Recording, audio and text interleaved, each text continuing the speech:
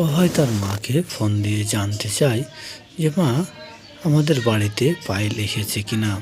অভয়ের মা তনুজা অভয়কে জানায় যে পায়েল তো তোদের সাথে গিয়েছিল, কিন্তু সে তো বাড়িতে চলে এসেছে। কথা শুনে অভয় আশ্চর্য হয়ে যায় যে কোনো জায়গাতেই পায়েলকে খুঁজে পাওয়া যাচ্ছে না শ্রদ্ধার বাড়িতে। অথচ সে শ্রদ্ধা এবং অভয় কাউকে কিছু না বলেই অভয়ের বাড়িতে চলে গিয়েছে। কারণ হলো পায়েল তার চুরি করা গহনাগুলো নিয়ে যায়নি, তাই সে গহনাগুলোর জন্য সে কাউকে কিছু না জানিয়েই ছুটে চলে এসেছে।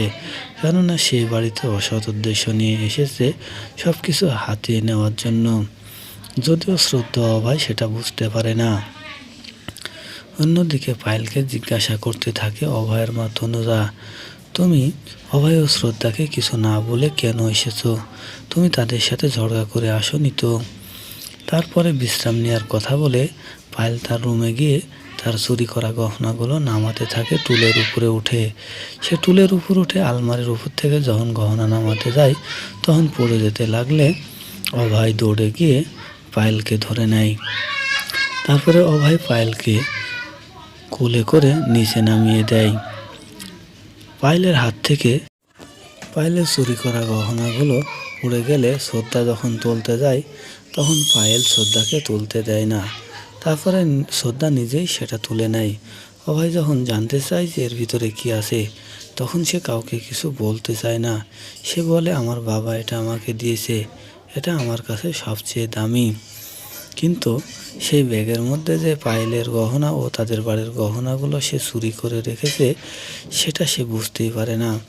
অন্যদিকে ব্যাগটা তুলে শ্রদ্ধা যদি পরীক্ষা করে দেখতো যে ব্যাগে কি আছে, তাহলে পায়েল ধরা পড়ে যেত যে তাদের গহনাগুলো পায়েলই চুরি করেছে। কিন্তু চুরি করা গহনা হাতের মুঠে পেয়েও শ্রদ্ধা অভয় পায়েলকে ধরতে পারল না। তারপরে পায়েলের ঘর থেকে বের হয়ে আসে শ্রদ্ধা ও অভয়। তারা আবারও শ্রদ্ধার বাপের বাড়িতে যাবে। এবার পায়েলও তাদের সাথে যেতে রাজি হয়েছে, কেননা সে তার চুরি করা গহনাগুলো তার নিজের ব্যাগে নিতে পেরেছে।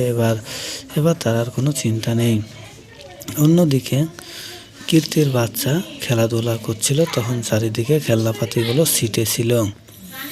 তখন কীর্তি সেগুলো গোছাচ্ছিল এবং তার বাচ্চাকে আদর যত্ন করছিল। ঠিক সে সময়তেই বরুণ চলে আসে। বরুণও এসে তার বাচ্চাকে আদর যত্ন করে। অন্যদিকে পায়েল অভয় ও শ্রদ্ধার জন্য শরবত তৈরি করে, কিন্তু শরবত খাওয়ার আগেই অভয় বাড়ি থেকে কোনো জরুরি কাজে বেরিয়ে যায়। অন্যদিকে কীর্তি চলে যায় শ্রদ্ধার কাছে। কারণ হলো শ্রদ্ধার কোম্পানিতে বরুণ চাকরি করছে, কিন্তু বরুণকে বেতন ঠিকঠাক দিতে পারছে না শ্রদ্ধা, কেননা পায়েলের পিছনে তাদের বহুত টাকা খরচ হয়ে যাচ্ছে। অন্যদিকে পায়েল শ্রদ্ধার বাড়ির খাবার খাবে না বলে বাইরের খাবার অর্ডার দিয়েছে।